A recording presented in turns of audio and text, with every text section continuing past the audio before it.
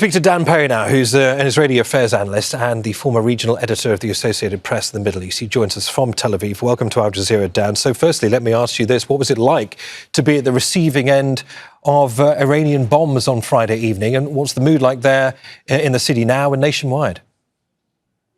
I think there definitely is trepidation and an understanding that Iran has capabilities that are far beyond what Israel has experienced from the Houthis and even Hezbollah. So no one takes it very lightly. There have been 3 fatalities so far and a number of buildings destroyed or badly damaged. It's significant, but I think overall in Israel, the mood is one of cautious optimism about success in a mission that enjoys consensus, pretty much, in a country otherwise riven on almost every conceivable issue. So Israelis don't agree on much, but that Iran's Islamic Republic government should not have a nuclear weapon is perhaps the only thing they can come around. Of course, whether or not Iran does indeed have a nuclear weapon or was close to getting a nuclear weapon is still out for debate, I guess. I mean, Israel sees this as a once-in-a-lifetime opportunity to destroy Iran's nuclear program, whatever stage it may be in, and destroy any retaliatory capabilities also. Presumably, Dan, that means he needs to keep going. But there's no tidy way to end this war. What would victory look like? How far is far enough for Netanyahu? They need to be able to say that they degraded the program very significantly, such that it's been set back months or years. The major issue, I think, that may end up unresolved is the underground facility in Fordo, which I don't think they have yet attacked, despite some what appears to be misinformation to the contrary coming from Iran. True victory, I think, would be the collapse of the regime in Iran. I have to say it's not a stated goal of this operation, but I do believe that if that happens, people in Israel, a lot of people in the U.S., and my own assessment based on some knowledge is probably most people in Iran would feel that this would be a good development for the region and might set the entire region on a path towards peace. Obviously, that's not especially likely. The major question is whether the U.S. gets drawn into it. I'm a little bit apart from other commentators on this issue in that I don't lend any credence to statements coming out of Washington about displeasure with this or some distance from this. I don't think Israel would have dared to launch this fairly comprehensive and multi-pronged attack in the middle of talks between Iran and the U.S., essentially scuttling those talks without, at the very least, acquiescence of the White House and probably a lot more. Whether or not Iran, of course, has a nuclear program, as I mentioned earlier, is still a subject of fierce debate. Nevertheless, it is widely received that Israel does have an active nuclear program. It has never signed up to the Non-Proliferation Treaty. It is not subject to any kind of transparent investigation by international bodies such as the IAEA.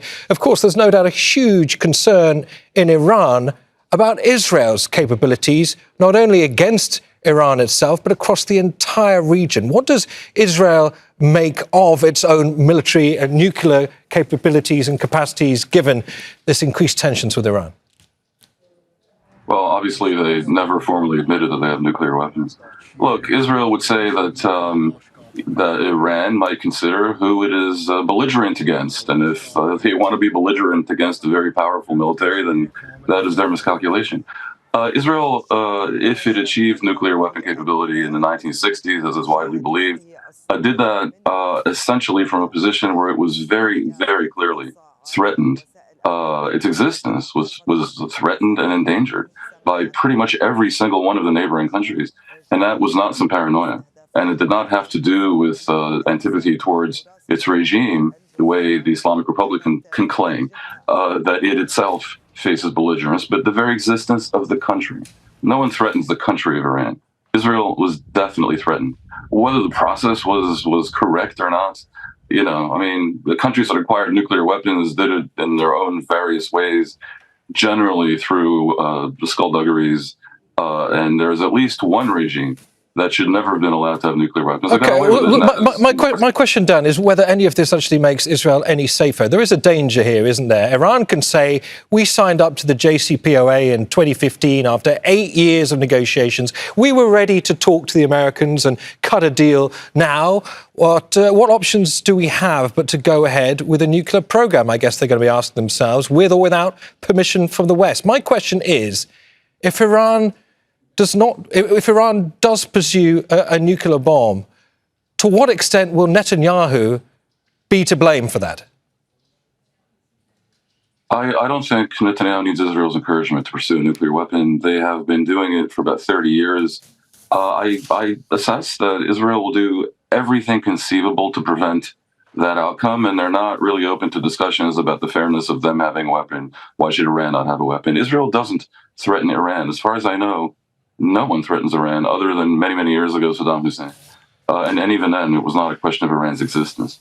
So I think Israel and much of the world would advise Iran to go about its business, maybe install democracy, and cease trying to achieve nuclear weapons capability. If they deny they're doing it, which I know they are, they should, Israel would say, and the U.S. has been saying, open themselves up to significant, real, comprehensive inspections. Netanyahu has ordered the closure of embassies and consulates, which sounds, I guess, like a reasonable response, but he's also told Jews not to display their religious identity in public around the world. I mean, contrary to popular belief, there's a very large and vibrant Jewish community in Iran that's been there for 2,700 years. There are synagogues where people worship openly and freely in Iran. Is Netanyahu once again trying to conflate the deeds of the Israeli government with Jewishness? I think there is a real danger to Jews around the world in such contexts, and you don't need any particular political leader to conflate anything in order to see, an Egyptian citizen attacking Jews in Boulder over issues to do with the conflict in the Middle East. This occurs. So whether Israel brings it about through its own bellicosity is an open debate, and Israel would always claim that they're acting in self-defense. But are Jews around the world potentially in danger because of anger directed at Israel and the Jews? Of course they are. I think defensive measures and precautions are necessary and justified, and I wouldn't be looking at conspiracy theory. All right, Dan Perry, good to have you on Al Jazeera. Many thanks. Make sure to subscribe to our channel to get the latest news from Al Jazeera.